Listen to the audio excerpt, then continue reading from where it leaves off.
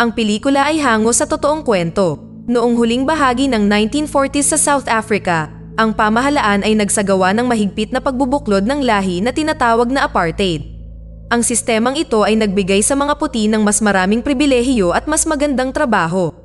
Sa kabilang banda, ang mga itim na komunidad ay nakasimangot, pinagbabawalan sila na pumasok sa mga lugar na upper class at minamasaker pa sila.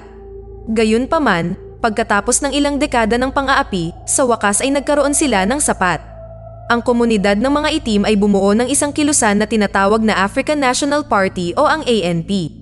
Ang kanilang pangunahing agenda ay upang ihinto ang race discrimination at ibalik ang pagkakaisa sa bansa. Ang bida ng pelikula ay si Tim Jenkin, isang puting aktivistang nagtatrabaho para sa ANP. Siya ay patungo sa isang mataong palengke na may dalawang malalaking bag sa kanyang kamay. Ibinaba niya ang isa sa kanila malapit sa trash can at ang isa naman sa tabi ng kotse. Pagkatapos, sinenyasan niya ang kanyang kasabwat na si Stephen Lee upang simulan ang plano. Lumalabas na ang mga bag ay naglalaman ng mga pampasabog na plano nilang pasabugin ngayon. Agad silang pumasok sa trabaho at pagkonekta ng ilang wire sa loob ng bag. Habang lumalayo sila, dalawang pagsabog ang nangyari, ngunit hindi pala ito nakakapinsala. Gayunpaman, daan-daang mga leaflet ang nagkalat sa abalang pamilihan. Naglalaman ang mga ito ng mga mensaheng propaganda laban sa pamahalaang apartheid. Kinakabahang tinangka ni Jenkin at Lee na tumakas sa eksena ngunit hindi nagtagal ay nahuli sila ng mga pulis. Nang maglaon, habang naghihintay ng paglilitis, pumasok ang asawa ni Jenkin sa kanyang silid at binigyan siya ng pera na maaaring kailanganin niya sa bilangguan. Pagkatapos ay binati niya ito ng paalam na nanggang akong mananatili sa tabi niya. Di nagtagal, pumunta si Jenkin sa banyo, itinago ang pera sa loob ng isang kaha ng tabako at itinulak ito sa loob niya. Alam niyo na siguro kung saan. Handa na siyang harapin ang anumang darating sa kanya. Sa pagdinig sa korte, pinagsabihan ng hukom sina Jenkin at Lee dahil sa tila kinakalaban nila ang sarili nilang lahi. Bilang parusa, si Jenkin ay sinentensyahan ng 12 taon sa bilangguan dahil siya ay gumagawa ng mga bomba, habang si Lee, bilang isang kasabwat, ay binibigyan ng 8 taon. Sa sumunod na eksena, ang dalawa ay inihatid sa kilalang Pretoria Prison na eksklusibong ginawa para sa mga puting kriminal. Tinanggap sila ng warden sa pasukan at agad silang binansagan bilang mga traidor. Pagkatapos, ibinigay niya sila sa isang mahigpit na opisyal ng bilangguan na si Menir. Pagkatapos ay dinala ang dalawa sa loob ng bilangguan at ipinaliwanag ni Menir ang mga patakaran at pamamalakad sa lugar. Maingat na lumingon-lingon si Jenkin sa paligid at napansin niya ang mga automatic grill door, maraming barred gate at iba pang mga security system. Ang lugar ay mukhang hindi matatakasan. Pagkaraan ng ilang sandali, dinala sila ni Menir sa kani-kanilang mga selda na pinagtibay ng isang grill door na sinusundan ng isang full metal door. Nang gabing iyon, nawala sa kanyang pag-iisip si Jenkin at halos hindi siya makatulog. Kinaumagahan, sa oras ng almusal, gumala siya sa bulwagan ng kantin hanggang sa hinila siya ng isang matandang si Dennis Goldberg sa isang tabi. Si Dennis ay isang senior na aktivistang pampolitika na nahuli din dahil sa pagpoprotesta laban sa apartheid. Sa kasalukuyan, siya ay sinentensyahan ng katumbas ng 4 na habang buhay na sintensya. Hindi nagtagal, sumama na rin sa kanila si Lee at nagkaroon ng interesanteng pag-uusap ang tatlo tungkol sa kani-kanilang sitwasyon. Samantala, isang French-Australian na bilanggo na si Leonard ay nakikitang nakikinig sa kanilang pag-uusap. Isang araw, sa oras ng ehersisyo, ipinaalam ni Dennis sa kanyang mga bagong kaibigan ang layout ng bilangguan. Ang mga pader ay 32 talampakan ang taas, ang mga searchlight ay nasasakupan ang bawat pulgada ng bakuran, ang mga tinik ng bakod ay matalas, at higit sa lahat, mayroong mga sniper sa bubong 24/7. Sa madaling salita, pinayuhan niya sila laban sa pagtatangkang tumakas dahil halos imposible ito. Ibinunyag din ni Dennis na marami ang nagtangka ng prison break sa nakaraan, ngunit lahat ay nabigo. Pagkaalis niya, nilapitan ni Leonard ang dalawa at binanggit na palaging pinipigilan ni Dennis ang mga bagong bilanggo na subukang tumakas. Gayunpaman, alam niya na ito ay napakaposible. Kaya naman, iminungkahi ni Leonard na tulungan sila at bilang kapalit, gusto niyang mapasama sa kanilang plano. Maya-maya, inilabas ni Jenkin ang kaha ng tabako na naglalaman ng pera at ibinigay ito kay Dennis. Itinago ito ng huli sa loob ng toothpaste, tinitiyak na hindi ito mapupunta sa maling kamay. Lumipas ang 23 araw at nagsimulang maging normal ang buhay para sa mga lalaki. Nang gabing iyon, sa selda ni Jenken, sinindihan niya ang isang posporo at tumingin sa butas ng susian sa grill gate, sinusubukang humanap ng depekto dito. Lumipas ang mga araw at nababalisa si Jenken sa paghahanap ng solusyon. Tapos, isang gabi, may biglang pumasok sa isip niya. Gumamit siya ng papel para sukatin ang lalim ng keyhole at pati na rin ang haba nito. Pagkatapos ay nagplano si Jenken na gumamit ng kahoy upang maghanda ng pansamantalang susi. Kinabukasan, sa shower, ipinakita niya ang ideya sa kanyang mga crime partners. Naniniwala si Leonard na hindi ito gagana, ngunit ang iba pang dalawa ay tinitiyak sa kanya na ito ay gagana. Iminungkahi ni Jenken na makakakuha siya ng kahoy mula sa pagawaan, ngunit una, kailangan niyang obserbahan ang orihinal na mga susi. Maya-maya, sa kantin, sinimulan ng mga lalaki ang kanilang plano. Nagdulot ng kaguluhan si Leonard, at nang dumating si Manir upang mag-imbestiga, pinagmasdan ni Jenken ang hugis ng mga susi. Mula sa araw na iyon, hindi na niya pinalampas ang pagkakataon na obserbahan ang mga susi, maging sa harapan ng bakuran o sa panahon ng pagpupulong sa umaga. Sa wakas, pagkatapos ng mga araw ng pagsasaliksik, nagawa niyang gumuhit ng isang sample sa isang papel. Sa ika-74 na araw, nagnakaw si Jenken ng sandpaper at ilang kahoy mula sa pagawaan. Inilagay niya ang mga iyon sa loob ng kanyang termos ng kape at naglagay ng isang bungkos ng mga damit para hindi ito magkalampag. Pagkaraan ng ilang sandali, isa-isang sinuri ni Manir ang lahat ng termos ng mga bilanggo upang makita kung may ninakaw sila. Nang pagkakataon na ni Jenken, nanlamig siya sa takot at napansin agad ito ni Manir. Sa kabutihang palad, kahit na matapos ang ilang magagandang pag-alog, wala siyang nakitang kahina-hinala sa loob ng thermos at hinayaan siyang umalis. Pagkatapos ng nakabubuntong hiningang kaganapan, dumiretso si Jenken sa kanyang selda at sinimulang gawin ang kanyang unang prototype. Siya ay nagpait, nagputol, at nagkuskus ng kahoy hanggang sa tuluyang makagawa ng tamang susi. Kinakabahan niyang sinubukan ito sa pinto at sa tuwa niya, gumana ito. Pero nang buksan ni Jenken ang grill door, biglang nagbago ang kanyang ekspresyon. Lumalabas na ang metal door ay walang keyhole sa kanyang panig, ibig sabihin ay kailangan niyang buksan ito mula sa kabilang panig. Kinaumagahan, ipinaliwanag ni Jenken ang sitwasyon sa kanyang mga kaibigan at binanggit na kailangan na nilang gumawa ng isa pang susi at kahit papaano ay makahanap ng paraan upang mabuksan ang pangalawang gate mula sa labas. Si Leonard ay nalulugod sa tagumpay ng kanilang unang plano na ganap na umaayon. Sa mga sumunod na araw, pinagmamasdan ng tatlo ang keyhole sa panlabas na pinto at sinubukan ni Jenken na gumawa ng diagram nito. Sa kabutihang palad, pagkatapos ng mga linggo ng pagsusumikap, matagumpay siyang nakagawa ng isa pang susi na gawa sa kahoy. Sa ika-100 araw, ang mga lalaki ay nagmap sa pasilyo at walang mga bantay sa paligid. Ginagamit ni Jenken ang pagkakataong ito para subukan ang kanyang bagong susi. Hindi ito kasing ganda ng una, kaya nilihan niya ito para mas kuminis. Ang susi ay nagkasya at ang pinto ay bumukas na labis na ikinatuwa ng lahat. Gayunpaman, nang subukan ni Jenken na ilabas ito ay nasira ito. Nagdulot ito ng gulat sa mga lalaki at ang mas malala pa, isang gwardya ang nagsimulang lumapit sa pasilyo. Sinisikap ni Jenken ang kanyang makakaya na isara ang lock ngunit hindi ito nagtagumpay. Sa huli, nailabas lang niya ang sirang piraso bago dumating ang higanteng bantay. Sa sumunod na eksena, pagkatapos makapasok ang lahat ng mga bilanggo sa kani-kanilang mga selda, dumating si Manir para sa isang regular na check-up. Napansin niyang nakabukas na ang lock ng pinto ni Jenken, ngunit hindi niya iyon inisip at isinara na lang ang pinto. Sa loob, nakahinga ng maluwag si Jenken. Sa ika-142 araw, nagtipon ng tatlo sa isang silid at pinag-usapan kung paano bubuksan ang metal door mula sa labas. Iminungkahi ni Leonard na gumamit ng isang string ngunit mabilis itong binaliwala ng mga lalaki na nagsasabing hindi iyon maiikot. Pagkaraan ng ilang sandali, tumingin si Lee sa isang walis at isang ideya ang pumasok sa kanyang isipan. Dinala niya ito sa labas at sinimulang sukatin ang distansya mula sa bintana hanggang sa pinto. Ilang pulgada lang ang ikli nito. Kinabukasan, habang nasa workshop si Jenken, napansin niya ang isang makinang panahi. Mabilis siyang pumunta sa kanyang selda at bumuo ng katulad na mekanismo na pagkatapos ay ikinabit niya sa walis. Nang gabing iyon, inilagay ni Jenken ang susi na gawa sa kahoy sa ibabaw ng walis at sinubukan ito.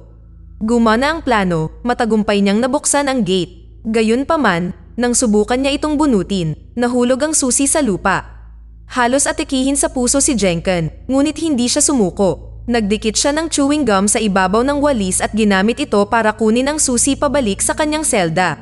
Kinaumagahan sa oras ng tanghalian, excited niyang ibinunyag sa kanyang mga kaibigan kung paano niya nabuksan ang magkabilang gate. Nais ngayon ni Jenken na siyasatin ang iba pang mga lugar ng bilangguan upang magpatuloy sila sa susunod na hakbang.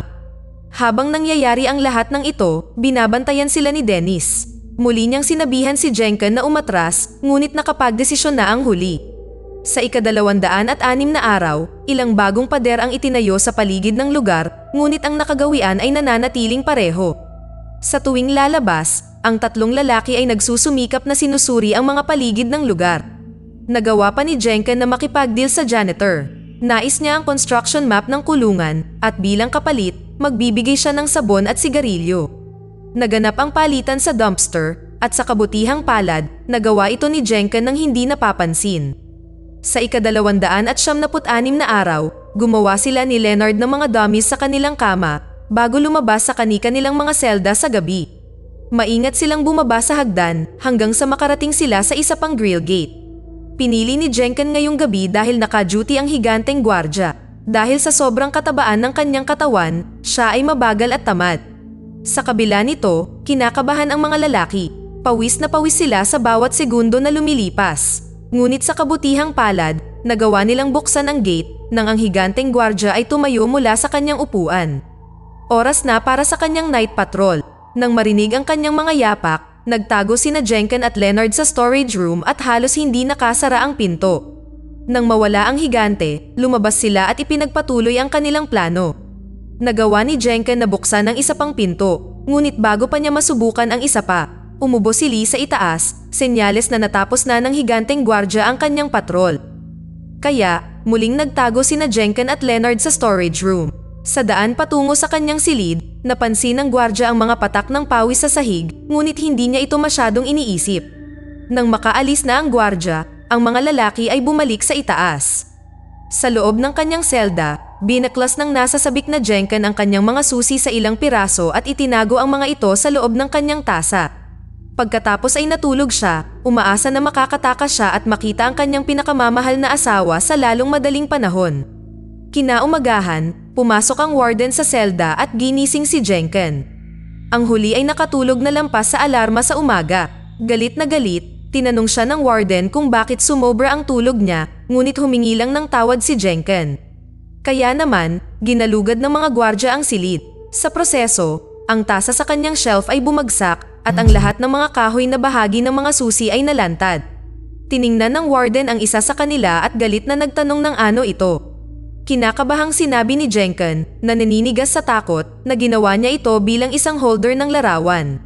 Nakapagtataka, naniwala ang warden at lumabas ng silid, ngunit bago balaan si Jenken na mag-ingat sa susunod.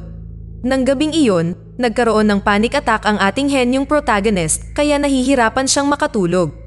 Gayunpaman, isinalaysay niya na ang bawat mahirap na sitwasyon ay nagtuturo ng mga bagong bagay. Kaya, kinaumagahan, sinimulan niyang itago ang mga susi sa iba't ibang lugar ng bilangguan gaya ng loob ng library, sa canteen, at maging sa basurahan.